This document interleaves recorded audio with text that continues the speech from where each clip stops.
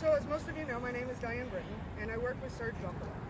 I am angry and sad that we need to be here today, and at the same time I am encouraged that by us standing strong as a community, and we can help educate people and bring about the racial equality justice that is so desperately needed in our communities. We will have a couple of people come up and say a few words, and then we will be taking 3 separate minutes of silence to honor the Black lives that have been lost. As white people are protected from our country's violent and racist history, we are gathered here today because Mr. Edward Bickley told the Buffalo News that hanging a noose and gallows in his front yard is not a racist statement. We are not here to call out, but to call in, and not just Mr. Bickley, but others in our communities that agree with that overt racism, to supply the meaning of the noose in our American history, and to put the current movement against police brutality in its broader historical context. We are also here today to pay respect to the Black lives that have been lost to lynching, and to hold a moment of silence for all those that have been lynched in American history, and those killed and brutalized unjustly by the police. We must stand strong as a community and hold us to the fire. Mr. Bickley has stated, never once did a racial thought cross my mind. He then continued, for everyone to say that, aren't they the problem with racism? This statement clearly articulates his lack of understanding and history of the noose and the trauma that it represents. He also said it meant to offend everyone. Again, as Ulysses Wingo has said, it will offend African Americans more than anyone else, which makes it racist. I am offended as a white person that we have racial injustices still today, but even more by the act of blatant racism demonstrated here. State Senator Timothy Kennedy and legislators Barbara Miller Williams and Patrick Burke said the gallows and noose are clearly a racist symbol meant to evoke painful memories of lynching that have scarred this country for centuries. When I lived in Houston, I had a couple of friends helping me move. I came out of my apartment to find them handcuffed in the back of police cars. There was a car for each one of them. They were handcuffed in the back of the police cars because they happened to be 2 young black men. One of the neighbors saw these men moving boxes in and out, and they assumed that they were robbing my apartment. My 2 friends were not allowed to come and get me to show that they were helping me. These cops made a lot of assumptions. They assumed we were committing a crime. I came out and was furious that this had happened. Why were they not allowed to come and get me? Why didn't police come and look for me to verify their claims? They didn't deserve to be handcuffed and placed into separate police cars just because they were 2 black men carrying boxes. This is just one small example of how blacks and people of color deal with everyday racism and injustices in our criminal justice system. History has shown us that once the enslaved people were given their freedom, many whites felt that the newly freed people were getting away with too much freedom and they needed to be controlled. Lynchings were becoming a popular way of resolving some of the anger that whites had in relation to the free blacks. From 1882 to 1968, a little over 4,700 lynchings occurred in the United States. Of these, people that were lynched, 3,600 were black. The blacks lynched accounted for 72.7% of the people lynched. Considering blacks only made up 29% of Americans, this is an astonishing number. Every one of these black lives mattered. I am from Texas, and because of that, I feel I can speak factually about how Texas stands third among the states in the total number of lynching victims. In Texas, vigilantes instigated most lynchings, and at other times the instigators were acting under the leadership of the local elite. The use of organized terror by lynch mobs appeared in Texas during the Reconstruction as the Ku Klux Klan and similar organizations resorted to violent methods to restoring the white supremacy. The sad truth is that these groups never completely disappeared, and because of the overt racism exhibited in today's presidential election, these isolated groups are now waking up and are building power. It is not just these groups, but individuals like Mr. Bickley, who now feel it is appropriate public discourse to put a horrible symbol of racism in his front yard, setting a house on fire in North Tonawanda, or burning 3 crosses in the front of a mosque in Orleans County last year. If we don't stand together and stand strong against racial injustices, our history will become our future. It's sad to think that we look at other countries and deem them immoral for killing their own people, but we overlook the fact that what happened in the late 1890s to the late 1960s is still happening today under these guise of police authority. It's something that we cannot overlook, and we do not even try to overlook. Although racial lynching is often viewed as a thing from the past, there have been several cases where blacks have been lynched in modern times. In 2008, Brandon McClellan was with Shannon Finley and Charles Crossley in Paris, Texas. At some point, McClellan got out of the truck after arguing with Finley and Crossley. Finley ran over McClellan and choked him 70 feet to his death. Finley and Crossley were arrested, but their charges were dropped in a town that displayed overt racism. In 2011, James Craig Anderson of Mississippi was beaten by 10 young white teens and ran over by a pickup truck. In 2013, Alfred's Wright car broke down in Jasper. He began walking for help and was found dead 1 week later with his ear cut off and his eye was missing. His family believes he was lynched because he was dating a white woman. In January of 2014, Garrett Hopkins, 60, and Carl Hopkins Jr., 61, of West Virginia were killed by Rodney Bruce Black. Black said that he thought that he was breaking into a building.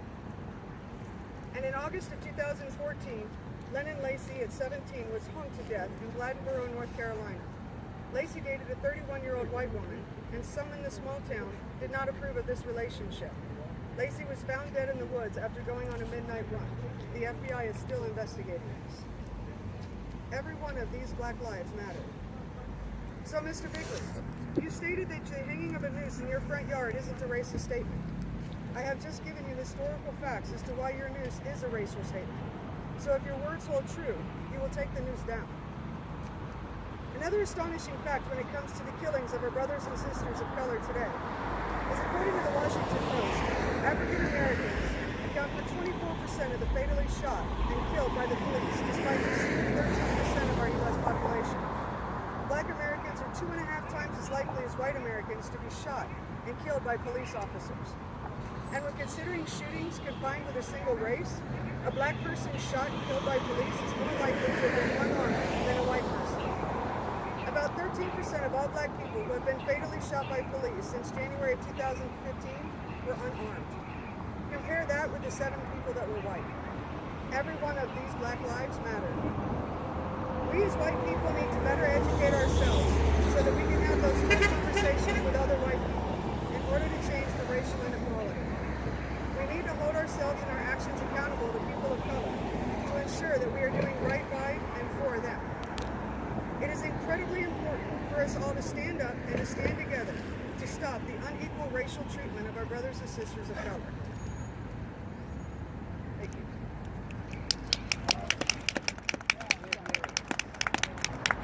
Anybody else like to say anything?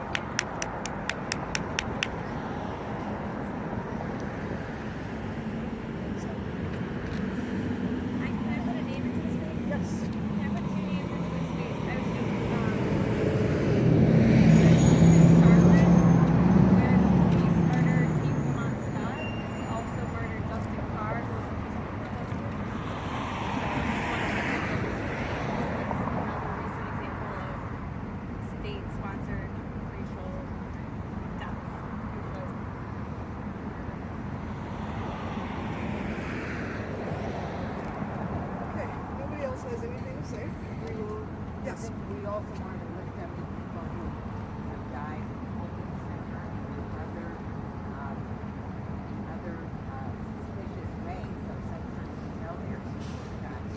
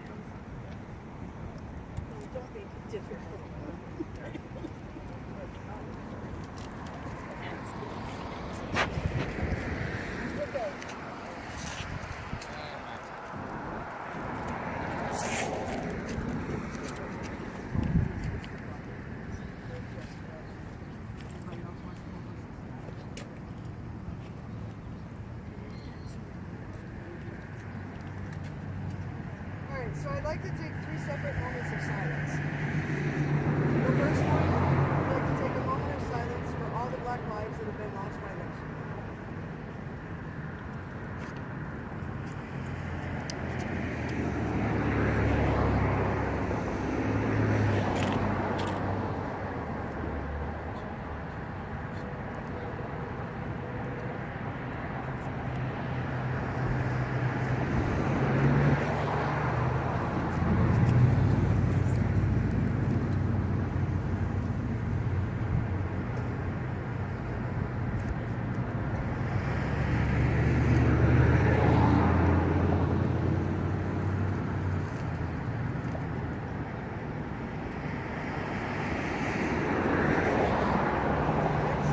I'd like to take a moment of silence for the Black lives lost in our prison system.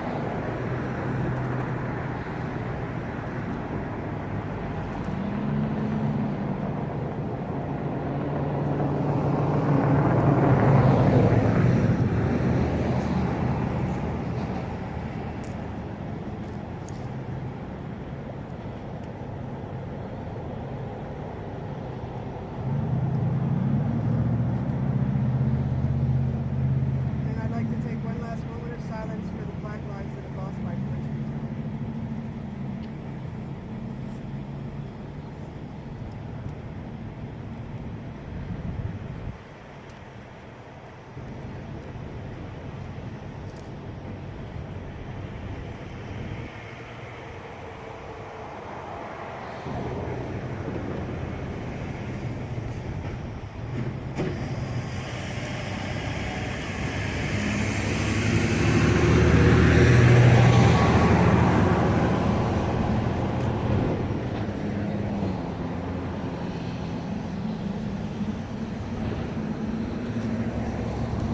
Anybody else has anything they'd like to say?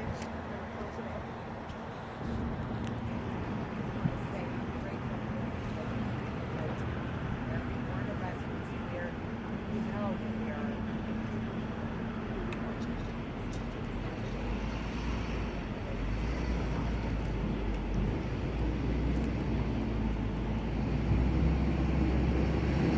I would like to thank everyone for coming out this afternoon, standing in solidarity to help us honor and celebrate the beautiful lives that have been lived by lynching.